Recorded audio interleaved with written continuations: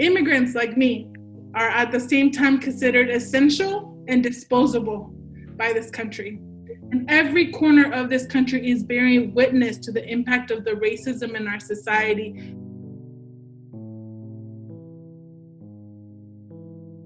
As we know, COVID-19 has created a health and economic crisis that's hitting Latinx families especially hard. The Latinx community is at the center of the storm. Latinx people are experiencing some of the highest rates of illness and death. Latinos make up 18% of the population, but we've made up 27% of the deaths.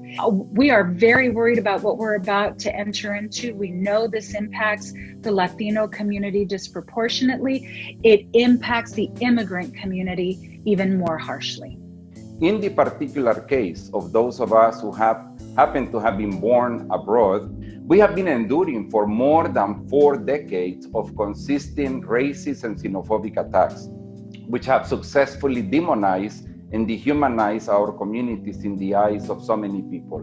Sadly, many public policies adopted over the past 40 years have codified the treatment of our communities as essentially a threat.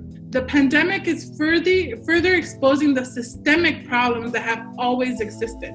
Latinos and immigrant workers have been disregarded despite our historic role in maintaining this country's essential functions. We have a little bit of an added challenge. We have a significant detained population in ICE. Keeping people detained, whether it be through the Bureau of Prisons or whether it be through ICE detention, makes it virtually impossible to stop the spread of COVID-19. You can't keep Americans safe if you exclude certain populations.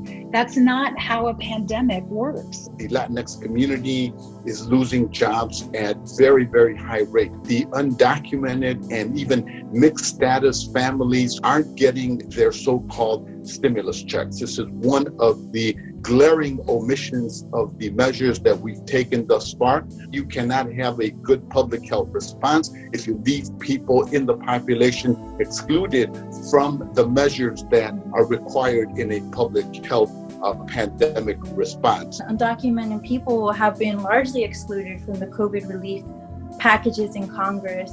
The $1,200 would have been really helpful for my family to pay for rent and food. And I'm also worried about the looming decision of the Supreme Court on DACA. DACA allows me to work and provides me some peace of mind from the threat of deportation.